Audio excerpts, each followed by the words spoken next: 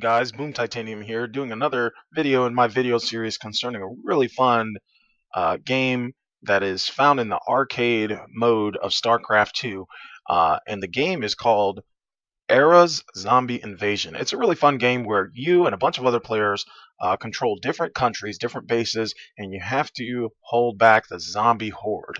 If you've watched my other videos, I've been kind of following the same replay along, describing what's going on, helping those who don't really know how to play the game, don't really know what to do, to kind of get a good idea of what they should be doing. So if you've watched my other videos and you've been a total noob, by now you should kind of have an idea of what you need to do through the first era, from the start of the game all the way through the finishing of the first era and into the second era, which is what the video right now is going to be about.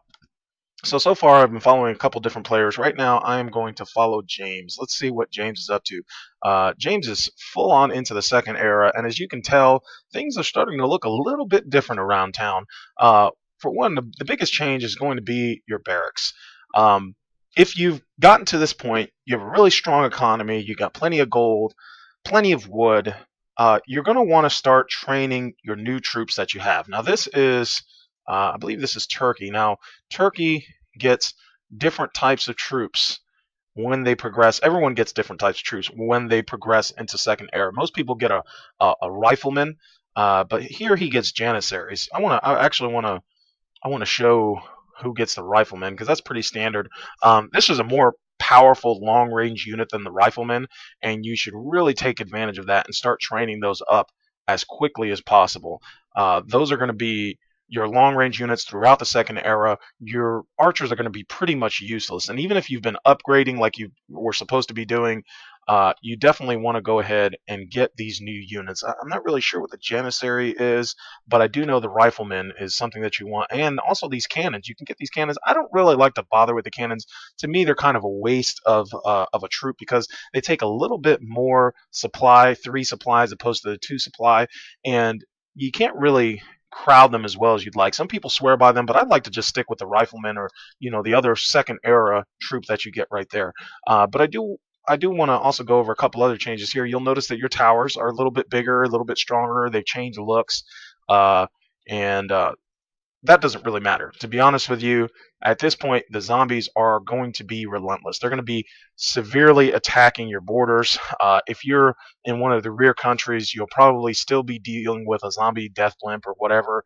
You'll start getting random spawns into your base. No matter what's going on, you'll get random earthquake tremors and things like that happening inside your base that will totally screw you over. So if right at this point you don't have a standing army, you need to get one fast. In the second era, you need to have a standing army watching over your base at all times. At least 10 to 15 riflemen is my personal thing that I like to do to make sure that I can handle that when that happens. But here, let's go ahead and go over the upgrades, because this is the most important thing. You got a whole new set of upgrades. You know, the upgrades are a little bit more expensive than the first era upgrades. That's because they just are. I mean, you should have been building a really good economy. Looking at James here, it looks like he doesn't have that great of an economy going, as opposed to some of the other guys like Red Rum here, and let's see, Phantom Devil has a pretty good economy. At this point, your workers should have pretty much cut all of the wood that's available in your country. So you definitely want to have gotten some lumber mills going like he's got here. I'm kind of surprised here looking at Phantom Devil. He hasn't really been working on his gold, his marketplaces. That's kind of a mistake. Even though he's a border town and he's getting plenty of gold coming in from the zombie bounties that he's collecting, he should have at least this many marketplaces up and going. Like, as you can see here, Russia, Red Rum, he's got a ton of marketplaces. That's really helping his economy. But let's go back to the upgrades. Because these upgrades are so expensive, it's really important that you get that economy going. Again, you get another upgrade to your supply. This time it's called Fertilizer as opposed to Domestication. But here's some of the really important ones that I like to get.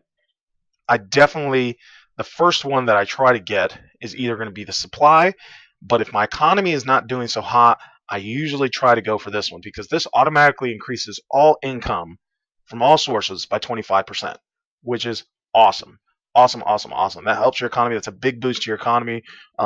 If you miss this one out, you are going to notice a big difference from one game to the next. Definitely important that you get this one.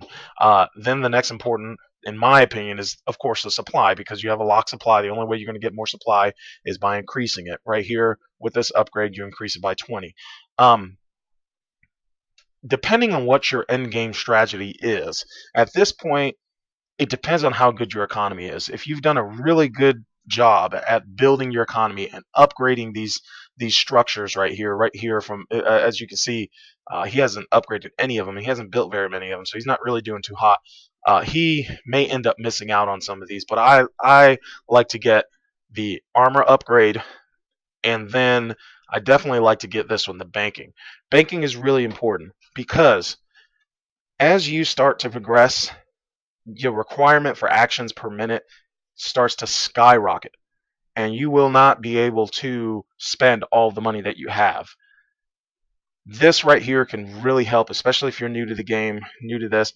If you have 10,000, if you have 10,000 resources of each, every income cycle, you will get 8.5% of that. So you can see how that can really stack, especially late game. This is one of the most important ones. In my opinion, I would almost rather, depending on what you're trying to do, I would almost rather get this one, the banking, over the fertilizer even. And some people may say, "Yo, you're crazy." But when you're in 5th era and you're trying to get everything you can to be able to afford those big bad nukes that cost like 1,000,000 gold apiece, you're going to wish that you had that banking to give you that extra 8.5% boost on your economy. So that's definitely really important. And then this upgrade right here is really awesome. It increases your infantry life regeneration by 300%. That means almost as soon you can kite really well with something like this, and it also doubles the amount healed from medic and cleric units. I haven't really used that so much, but for certain play styles, that could really help out in the long run. So definitely, it's really important to try to get all of these. That's why it's so important to work on your economy early game